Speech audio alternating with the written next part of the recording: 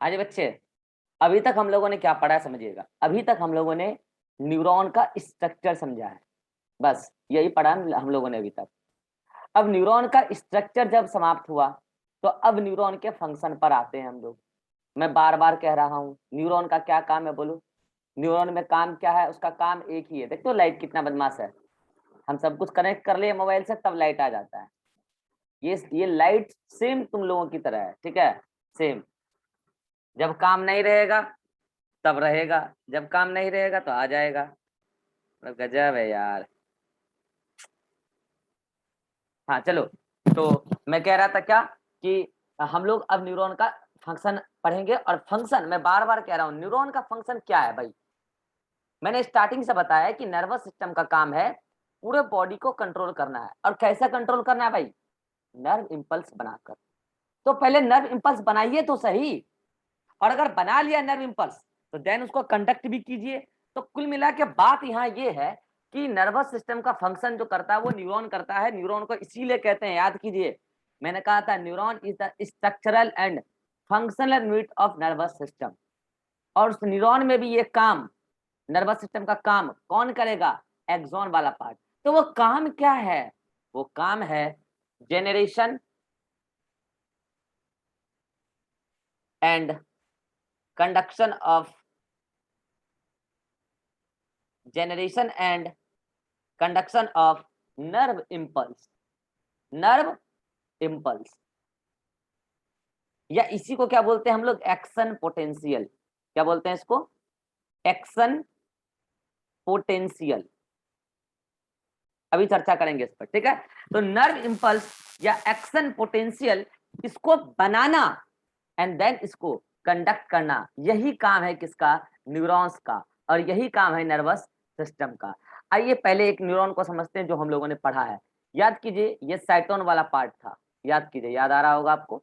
ये साइटोन वाला पार्ट था जहां से कई सारे प्रोसेसेस निकलने लगे थे। This is the साइटोन, okay. Here this one is the साइटोन, again here this one is साइटोन। और आपको पता है यहाँ पे क्या होगा, बहुत सारा टीलोडेंड्रिया।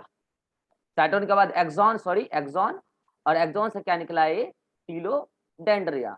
और आपको पता है कि टीलोडेंड्रिया का एंड वाला पार्ट क्या होता है, bulb like structure, synaptic knob. और साइनेप्टिक नोब के अंदर कई सारे साइनेप्टिक वेसिकल होते हैं। और ये वाला पार्ट क्या है, ये है डेंड्रॉन। ये साइटोन से निकला है, डेंड्रॉन है।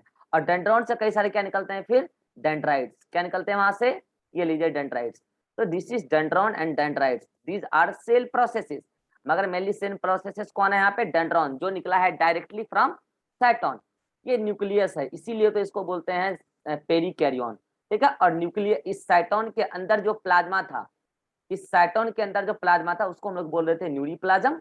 लेकिन जो वही साइटोप्लाज्म एक्सोन वाले पार्ट में हम बात करते हैं तो इसको हम बोलते हैं एक्सोप्लाज्म। ये सारी बातें हम आपसे कर चुके हैं।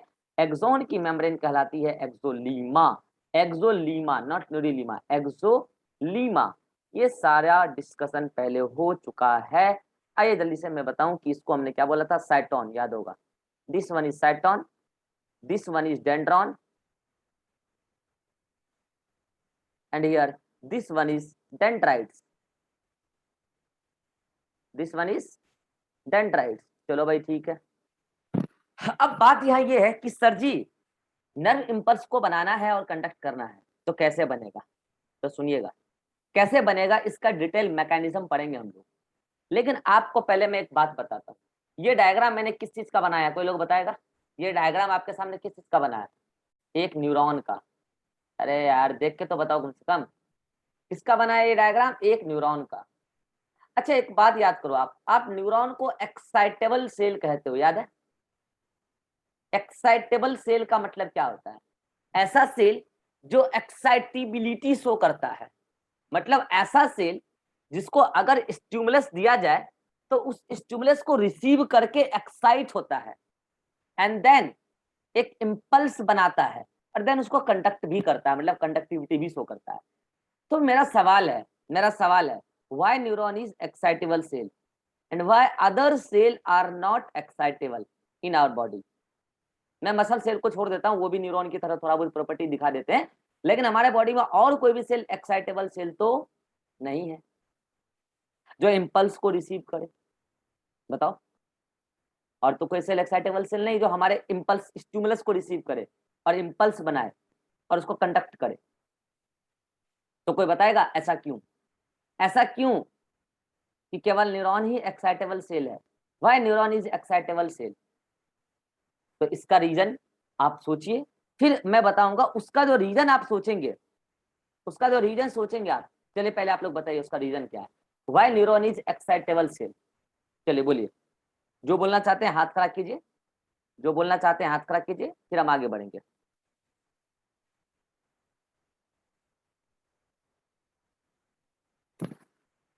जल्दी से बोलिए, जो बोलना चाहते हैं जल्दी से बोलिए। क्योंकि एक्साइटेबिलिटी प्रॉपर्टी सिर्फ किसी के पास है। फिर से बोलना। एक्साइटेबिलिटी की जो प्रॉपर्टी है वो नर्व सेल क्यों के केवल पास है। इसी के पास क्यों है, हम ये पूछ रहे हैं ना, ये पूछ रहे हैं ना, बोलो। और कोई बोलना चाहेगा? और कोई बोलना चाहेगा? नो, कोई बात नहीं। चलिए सुनिए, आपको मैं बताऊं, ये जो एक्साइटेबिलिटी प्रॉपर्टी है ना, मतलब स्टिमुलस को रिसीव करना। याद कीजिए मैंने आपको क्या बोला था कि अगर आप स्टिमुलस दोगे, पहले मैं आपको आज स्टिमुलस का डेफिनेशन क्लियर करता हूँ। क्या होता है स्टिमुलस? कोई बोल सकता है what is stimulus? What is stimulus, जल्दी बोलो, व्हाट इज स्टिमुलस? सोचो आपका क्या हाल है। एनी चेंज इन, सर इन्वायरमेंट में कोई भी चेंज अगर हाँ, एनी चेंज इन इन्वायरमेंट। थोड़ा पढ़ाई मेरे से पहले फिजियोलॉजी उसमें बताया मैंने, रेस्पिरेशन में भी बताया था, पढ़ाई मेरे से respiration. Any change in environment, अरे किसी भी प्रकार का इन्वायरमेंट, इंटरनल हो या एक्सटर्नल हो, इंटरनल हो या एक्सटर्नल हो, उसमें जो चेंज होता है उस चेंज को ही हम स्टिमुलस कहते हैं। जैसे टेम्परेचर 37 डिग्री सेल्सियस है, टेम्परेचर बढ़ना घटना स्टिमुलस है, पीएच बढ़ना घटना स्टिमुलस है, पेन स्टिमुलस है, टच स्टिमुलस है। Any change in environment and that environment may be internal and that environment may be external, any change in environment is called as stimulus. और उसी change को perceive कर लेता है कौन?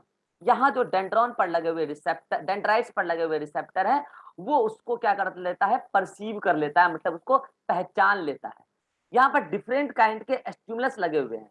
और पता है ये सॉरी डिफरेंट टाइप के क्या लगे हुए हैं, रिसेप्टर। पता है ये रिसेप्टर क्या होते हैं? ये प्रोटीन मॉलिक्यूल होते हैं। क्या होता है? प्रोटीन मॉलिक्यूल होते हैं, ठीक है। ये रिसेप्टर प्रोटीन मॉलिक्यूल होते हैं और अलग अलग रिसेप्टर अलग अलग चेंज को रिकॉग्नाइज कर लेते हैं सेल के अंदर, ठीक है। जैसे अगर टेम्परेचर चेंज कर रहा है तो कोई पर्टिकुलर प्रोटीन टेम्परेचर को लेकर सेंसिटिव होगा, अगर वो रिसेप्टर की तरह कर रहा होगा। अगर पीएच चेंज कर रहा है तो कोई पर्टिकुलर रिसेप्टर प्रोटीन पीएच को लेकर सेंसिटिव होगा, कोई टच को लेकर सेंसिटिव होगा।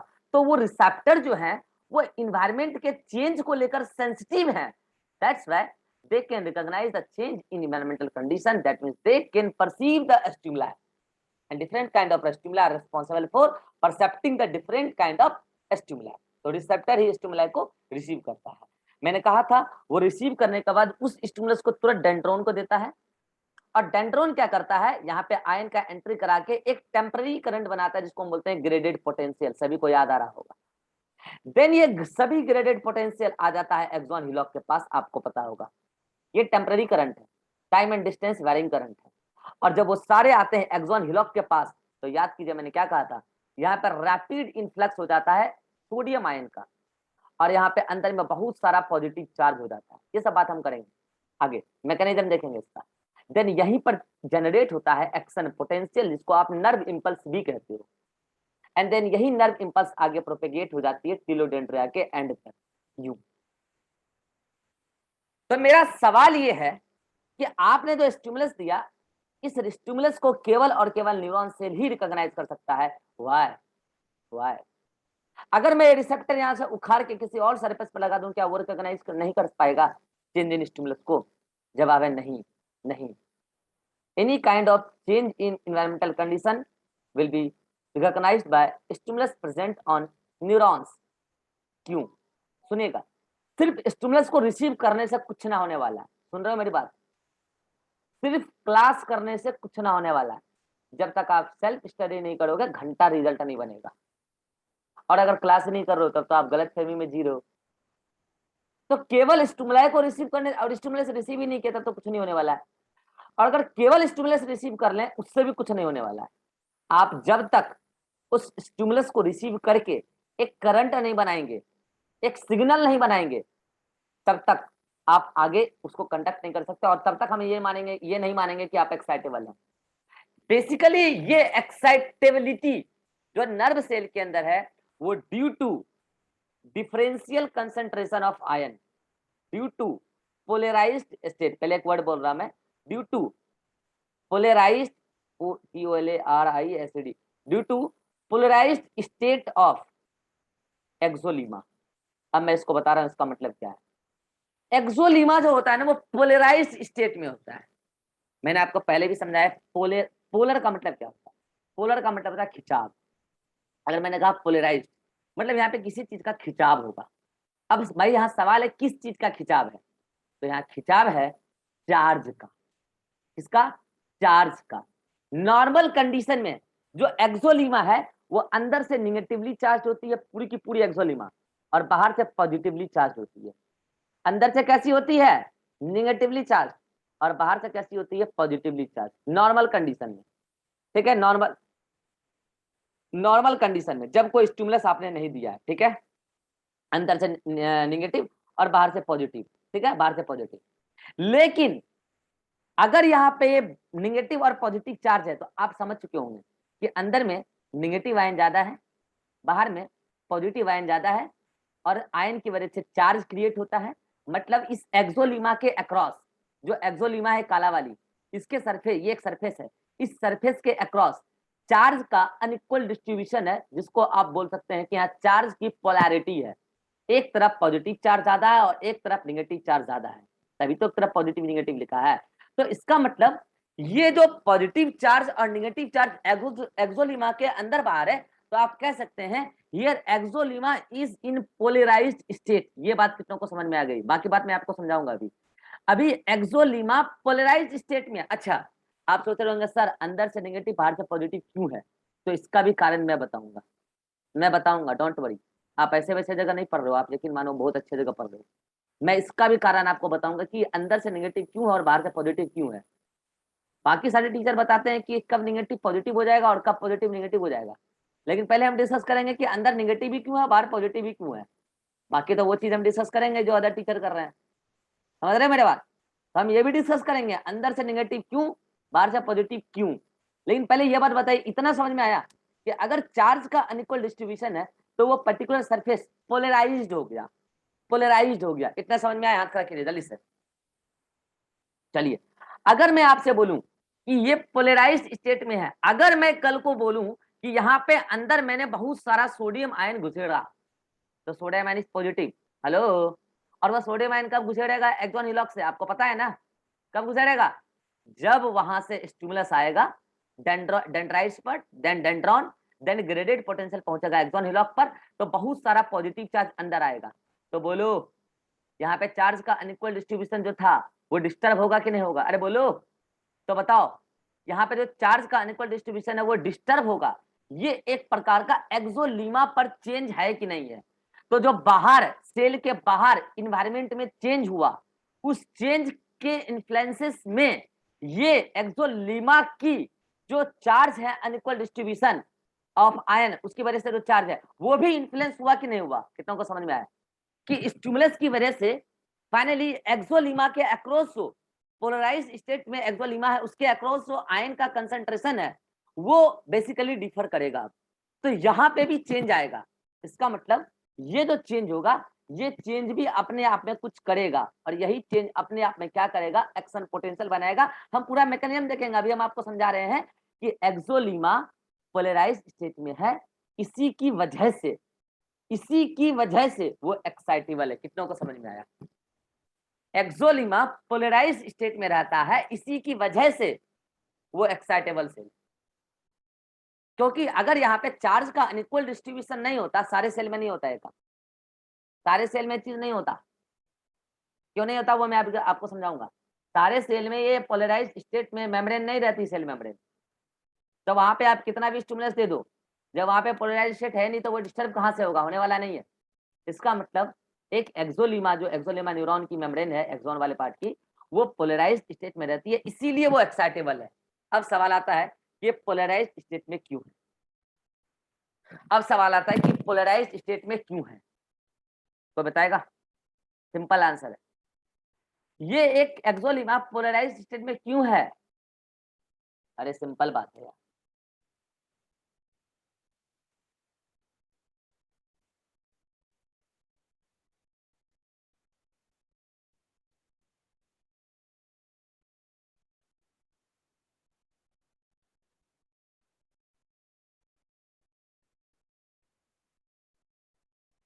समझ में आया? जब जब आयन का अनइक्वल डिस्ट्रीब्यूशन होता है तब तक पर्टिकुलर सरफेस पोलराइज्ड हो जाती है। अगर आयन का इक्वल डिफरेंट आयन का, अगर डिफरेंट आयन का इक्वल कंट्रीब्यूशन हम करा दें तो वहां पे पोलराइजेशन नहीं होगा, वहां पे पोलराइजेशन नहीं होगा। अनइक्वल डिस्ट्रीब्यूशन होगा तब जाके पोलराइजेशन होगा। वो आयन कौन कौन है वो अभी हम सब बात करेंगे, वो हम अभी सब बात करेंगे। लेकिन बोलिए इतना बात समझ में आया कि एक एक्सोलीमा पोलराइज्ड स्टेट में क्यों होती है? Due to unequal distribution of different ions across axolemma. इस पूरी लैंग्वेज को एनसीईआरटी ने क्या लिखा है पता है? इस पूरी की पूरी लैंग्वेज को एनसीईआरटी ने लिखा है डिफरेंशियल आयनिक कंसंट्रेशन ग्रेडियंट। क्या लिखा है? Differential ionic concentration gradient. अब आपको पल्ले नहीं पड़ रहा होगा क्या लिखा है एनसीईआरटी ने, मैं समझा रहा हूँ, डोंट वरी, मैं समझा रहा हूँ। देखिए होता क्या पता है आपको? पता है कि ये वाला फ्लूइड क्या है? एक्सोप्लाज्म है। अरे बोलो पता है ना?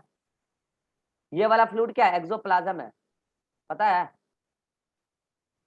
और आपको पता है कि एक्सोप्लाज्म मतलब सेल का साइटोप्लाज्म है, उसके बाहर जो फ्लूइड होगा, अरे न्यूरॉन के बाहर फ्लूइड होगा ना जी, न्यूरॉन के बाहर फ्लूइड होगा कि नहीं होगा? क्या उसको आप एक्स्ट्रा सेलुलर फ्लूइड बोलोगे? बोल सकते हो कि नहीं बोलो? क्या आप उसको ईसीएफ बोल सकते हो, एक्स्ट्रा सेलुलर फ्लूइड? क्या ईसीएफ और एक्सोप्लाज्म को एक्सोलीमा सेपरेट कर रही है? कितना कितनों को समझ में आ गया? जल्दी बोलिए, कितना कितनों को समझ में आ गया? क्लियर? अब मैं आपसे कुछ बात बताने वाला हूँ। ईसीएफ में बहुत सारे आयन होते हैं, जैसे Na+, K+, Cl- एक्सेट्रा। इसके अलावा ये ईसीएफ वही है। इसके अलावा एक्सोप्लाज्म में बहुत सारे आयन होते हैं, जैसे Na+, K+, फॉस्फेट आयन,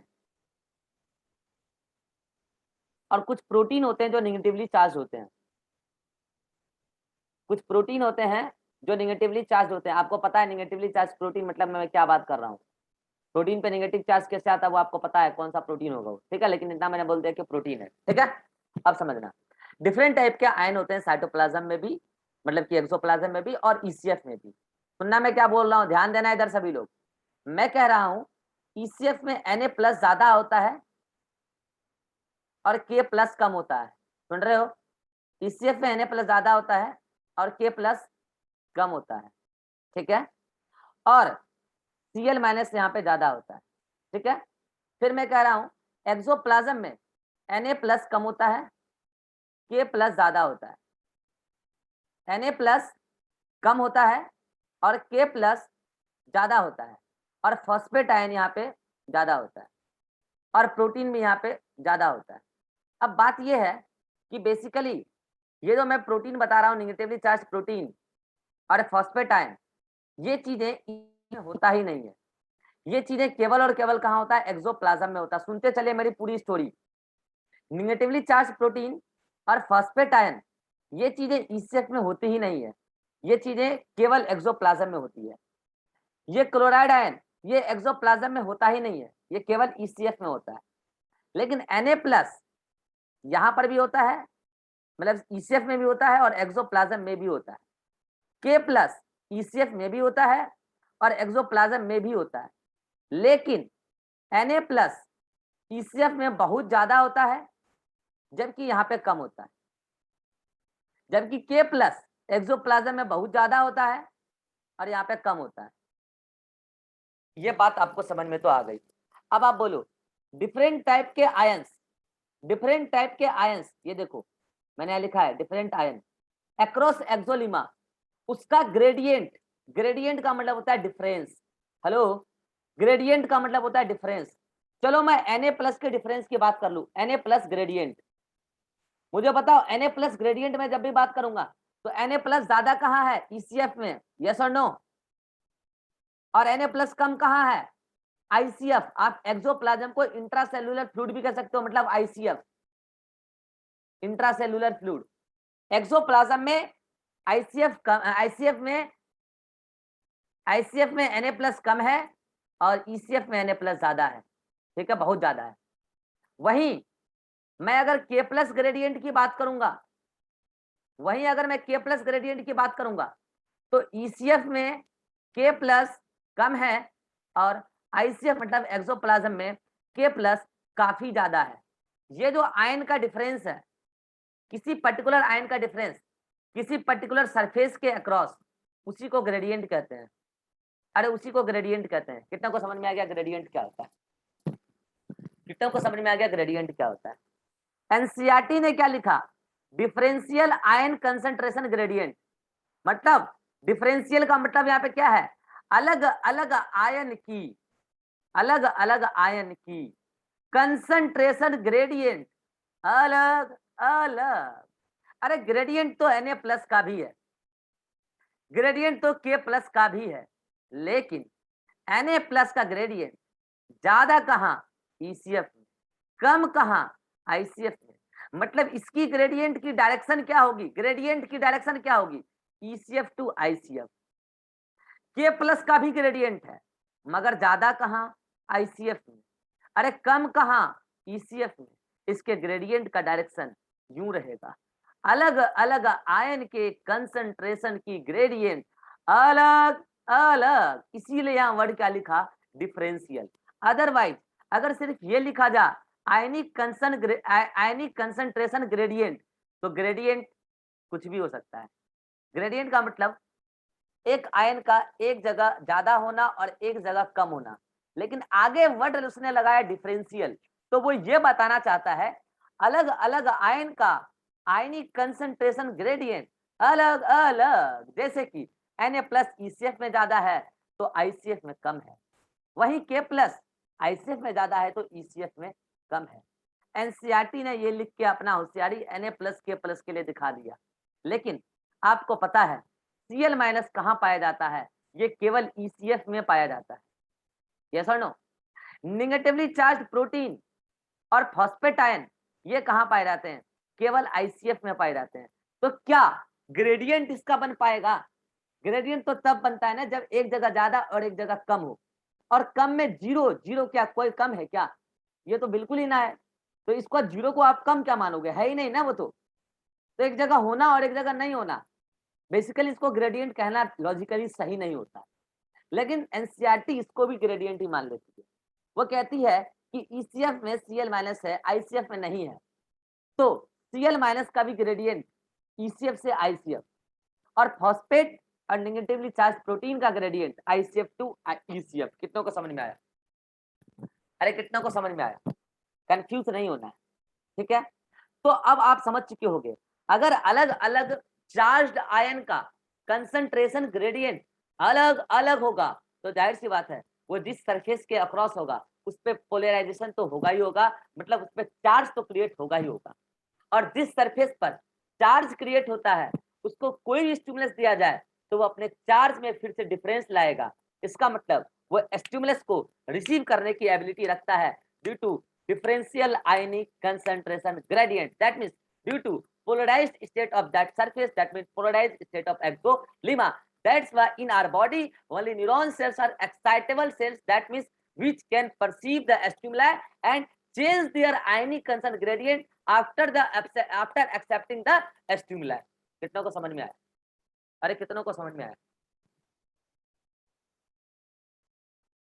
लड़की पार्टी समझ में आया? सर लास्ट को फिर से बोलिए तो। हाँ लास्ट वाला फिर से बोल देता हूँ।